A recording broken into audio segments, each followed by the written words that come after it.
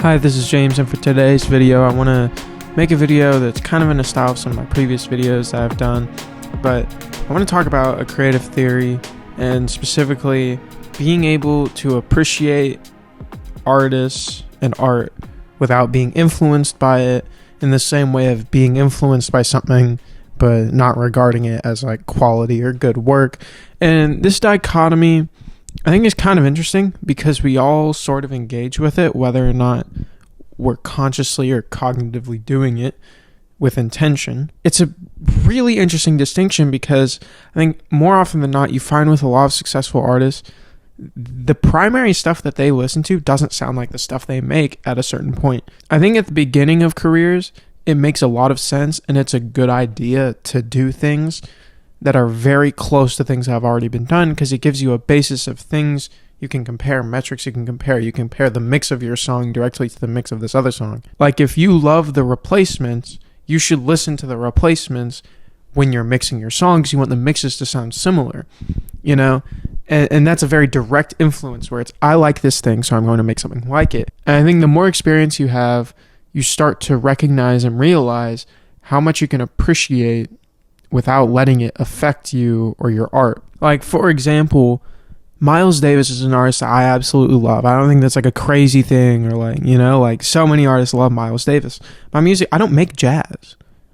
Like, you know what I mean? I don't make fusion. I like the closest thing to jazz I do is I'll do stuff sometimes in like triplets or swung, or I'll, you know, have a very jazzy chord, but I don't make jazz music. Yet I would say I'm very influenced by Miles Davis and I appreciate his music a lot. But at the same time, I'm not influenced. Like I'm influenced by Miles Davis, but I'm at the same time not at all. I think what this stems from is just the ability to capture the ethos of something.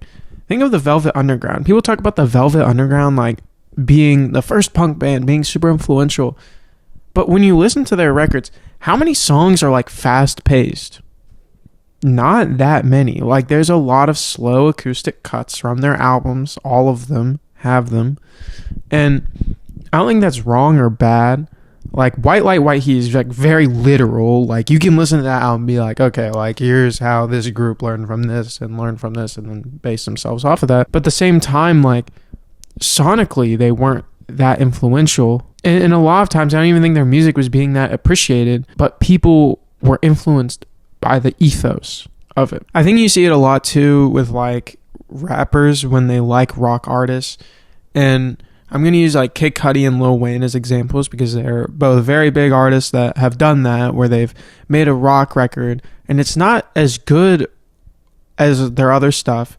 And the reason why isn't because they're doing something sonically that feels weird or like, I mean, I guess in both cases there are definitely moments of that. But the reason why it's not successful, largely speaking, is just because it kind of doesn't fit. The way that they view that music is different than how a lot of people who traditionally make that music make it. And that's an example of people who appreciate something and it influences their rap, and they don't realize necessarily consciously how it influences their rap, but it does. So when they purposely try to let it infuse with their work, their influences, or what they appreciate, it doesn't really come across as genuine. Like it kind of has this weird feeling of like, this is what they think is good for the genre, which is cool, but that's something out of appreciation.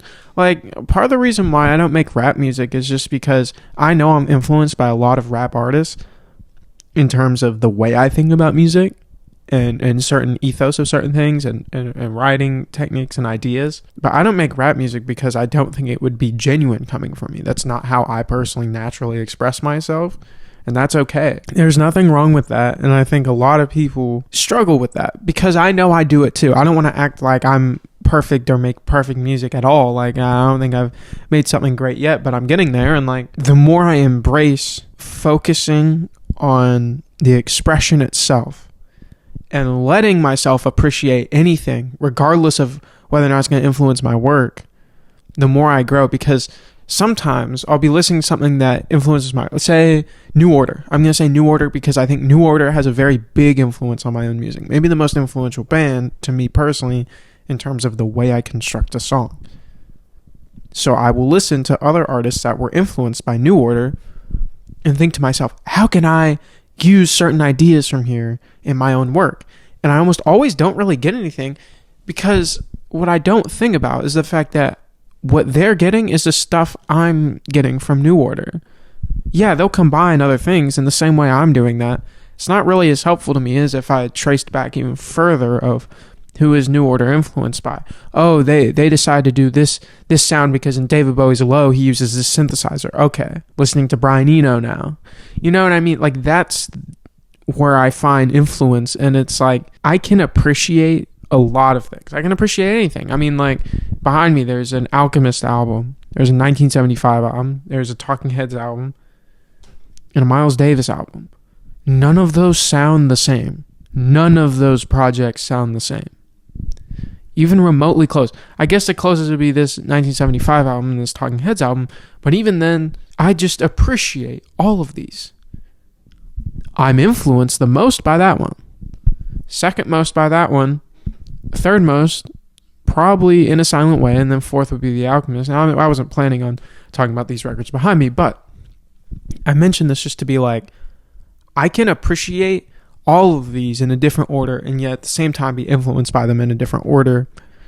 And learning how to have that balance and make the things you want to make while still appreciating everything, just, it feels very free when listening. There's not as much expectation. This video is primarily designed for people who are creative and create stuff. And when you consume, don't overthink it, right? Allow yourself to enjoy something for what it is without thinking of the implications it might have if you were to use a certain idea on your own work. So thank you for watching.